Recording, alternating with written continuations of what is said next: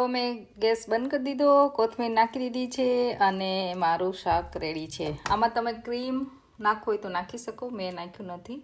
અને તમારે શું કહેવાય, ચીઝ નાખીને બ્રેડ સાથે ખાવી હોય, નોર્મલી બધા એવી રીતે ખાતા હોય છે પનીર ગોટાળો, કે એમાં ચીઝ નાખે અને પછી બ્રેડ ટોસ્ટ કરીને બ્રેડ સાથે ખાતા હોય.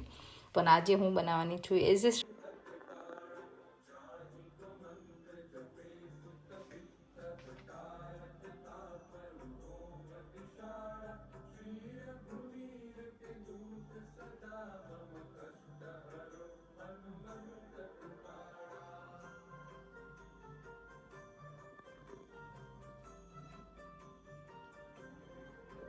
હેલો, કેમ છો બધા? ચલો આજે શું બનાવવાનું છે, કિચનમાં આવી ગયા છીએ આપણે. અને આજે બનાવવાનું છે પનીર ગોટાળો. તમે ખાધો છે પનીર ગોટાળો? મને ઘણા બધાએ માંગેલી રેસીપી કે કઈ રીતે બનાવો તમે, તો હું આજે મારી રીતે હું તમને બનાવીને બતાવીશ કે હું કઈ રીતે બનાવું છું, બરાબર ને? તો તમે પણ ખાધો હોય તો મને કહેજો કઈ રીતે બનાવો છો, તો તમે પણ કહેજો, શેર કરજો. તો આજે હું તમને ચલો બતાવી દઉં કે કઈ રીતે હું બનાવું છું. છીણી લીધું છે કેપ્સિકમ, ગ્રીન ચીલી અને ટમાટો અને ઓનિયન, બધું કરી લીધું છે. અને આ છે ને ચણાનો લોટ મેં જરાક એમ જ શેકી દીધો છે, બરાબર. હવે હું જે આપણે ગોટાળામાં નાખવાનું દહીં મિક્સ બનાવું છું એ હું તમને બતાવીશ. તો એમાં છે ને તમારે દહીં લેવાનું છે. તો સૌથી પહેલાં મેં છે ને આ દહીં અને દહીંમાં ચણાનો લોટ નાખી દીધો છે. પછી એમાં હું એડ કરીશ જીરા પાવડર, થોડી હળદર, લાલ મરચું તમારા ટેસ્ટ પ્રમાણે અને જેટલું તીખું ખાતા હોય એ પ્રમાણે, અને તો મેં નાખી આમાં પછી કસૂરી મેથી અને ગાર્લિકની પેસ્ટ નાખી છે. અને હવે બધું મિક્સ કરીશ. થોડું લેમન નાખીશ અને પાવભાજીનો મસાલો નાખીશ, અથવા તો પનીર ટીક્કાનો મસાલો નાખવાનો, તમારે જે તમને ચોઈસ પ્રમાણે નાખવો એ નાખવાનું. તો આ રેડી છે પેસ્ટ. અને હવે ચલો કઈ રીતે બનાવીએ ચાલુ કરીએ આપણે. જીરું અને હવે ઓનિયન અને ટમાટર,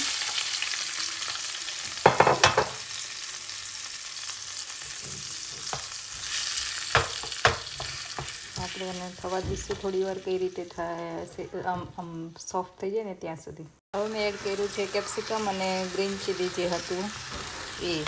આમાં પણ તમારે લસણ અથવા તો જિંજર નાખવું હોય તો થોડું નાખી શકો ટેસ્ટ માટે. આમાં વધારે પડતું જે લસણ હોય ને તો ટેસ્ટ સરસ આવે છે, એટલે તમે તમારા ટેસ્ટ પ્રમાણે નાખી શકો અથવા અવોઇડ પણ કરી શકો તમારે ના ખાવું હોય તો. હવે આને થોડી વાર સાંતળીશું. જો હવે સરસ બધા વેજીટેબલ્સ મિક્સ થઈ ગયા છે. અને મેં થોડી ટમેટો પ્યોરી પણ નાખી છે, એટલે ટમેટો પ્યોરીથી શું થશે, સરસ ગ્રેવી જેવું બનશે અને થોડો કલર પણ આવશે. આમાં અત્યાર સુધી મેં કંઈ મસાલા એડ કર્યા નથી, થોડા તમે એડ કરી શકો. અને કાં તો તમે જે યોગર્ટ બનાવી છે એમાં જ વધારે પડતા નાખી દો તો પણ ચાલે. પણ મેં આમાં થોડા એડ કર્યા છે ખાલી ટેસ્ટ માટે થઈ, કે આમાં ટેસ્ટ આવી રહે શાકભાજીના પ્રમાણમાં, બરાબર. તો હવે આ મિક્સ થઈ ગયું છે. હવે હું આમાં યોગર્ટનું જે મિક્સચર છે એ એડ કરીશ. મેં યોગર્ટ એડ કરી દીધું છે. હવે બધું આપણે મિક્સ કરી લઈશું અને થોડી વાર એને થવા દઈશું. જો આ રીતે સરસ થઈ ગયું છે. તો હવે આમાં હું પનીર એડ કરી દઈશ.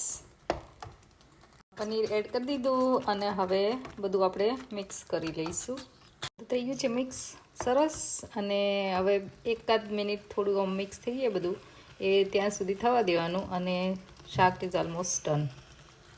તો મેં ગેસ બંધ કરી દીધો, કોથમીર નાખી દીધી છે અને મારું શાક રેડી છે. આમાં તમે ક્રીમ નાખો હોય તો નાખી શકો, મેં નાખ્યું નથી.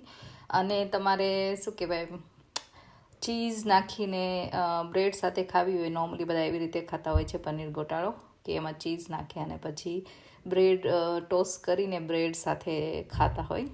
પણ આજે હું બનાવવાની છું એઝ એ શાક અને લાઈક કે રોટલી કે પરાઠા સાથે ખાવાના છે. તો હું આ રીતે બનાવું છું. તમે મને કમેન્ટમાં કરીને કહેજો કે તમે કઈ રીતે બનાવો છો, અને મારી રેસીપી ગમી હોય તો કમેન્ટ અને લાઈક તો જરૂર કરજો. તો ચલો, મીનવાઇલમાં લોટ બંધાઈ ગયો તો હવે રોટલી ખાવી તો રોટલી, અને બધાને પરાઠા ખાવી તો પરાઠા બની જશે ફટાફટ, અને પછી જમવાનું છે. Hello Snehu, you hurt yourself? શું થયું? The racket on my toe. વાવ, તારે એ વગાડવાનું ચાલુ જ હોય? Yeah. ક્યાં વગાડ્યું? On my toe. કયા? My left toe. તો યુ ઓકે? Yeah. આ જો આમાં સ્નેહને સમર આવે, રમવાનું તો બહુ હોય પણ વગાડવાનું હારો હાર જ હોય ને. હા જ તો એવરીડે વગાડીને આવતો હોય સ્કૂલમાં. આ જો સમરની મજા બધા લે છે, હા પ્લે કરે છે. સમરમાં વેધર સારું હોય એટલે રમવાની કેવી મજા આવે કા? વિન્ટરમાં શું થાય સ્નેહ? તું ગાર્ડનમાં બહાર આવે? No. કેમ? Unless you want to get wet or frozen. હા, તમારે ઠંડી લાગવી હોય, લગાડવી હોય તો ભીનું થવું હોય તો જ ગાર્ડનમાં આવવાનું થાય સમરમાં તો, અલા વિન્ટરમાં કા? Yeah. પણ સમરમાં જો અત્યારે અમારે કેટલા વાગ્યા છે? એકચ્યુઅલી 6:30 થઈ ગયા, 6:30 ઉપર થઈ ગયું છે, અને આટલો સરસ તડકો છે. જો આ જો પરાઠા રેડી છે, શાક રેડી છે, તો જમવા અમે બેસીએ છીએ હવે. તો ચલો, પરાઠા, સલાડ અને શાક, ખાટું અથાણું અને યોગર્ટ, આ બધા બેસી ગયા છે જમવા માટે. પેલા સલાડ ખાવાનું હો. Yeah. I'm eating ચાત સલાડ લ્યો. ચલો, સરસ છે સલાડ, સરસ. સલાડ સરસ છે તો સલાડ તો સરસ જ હોય ને, યમી જ હોય. હેલ્ધી ખાવાનું કાયમ યમી જ હોય, ખાતા નથી ખાલી, એ પ્રોબ્લેમ છે ને સ્નેહ? હા. મમ્મા, તે આજ શું બનાવ્યું છે? આજે તમારું ફેવરિટ જો પનીર બનાવી છે, પનીરનું શાક છે, પનીર ગોટાળો અને પરાઠું. તો બધા જમવા બેસી ગયા છે. સ્નેહને ટેસ્ટ કરી લીધું, જો કેવું લાગ્યું? Good good good, યમી, good.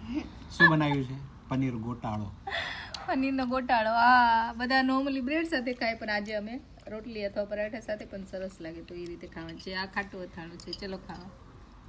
તો આ રીતે હું બનાવું છું પનીર ગોટાળો. તમે પણ બનાવતા હોય અલગ રીતે તો તમારી રેસીપી પણ શેર કરજો કે તમે કઈ રીતે બનાવો છો, અને જો તમે નહીં બનાવ્યો હોય ને મારી રીતે પણ ટ્રાય કરજો, અને મને જરૂર કમેન્ટમાં જણાવજો કે તમે આ રીતે તમે બનાવ્યો અને તમે એન્જોય કરો.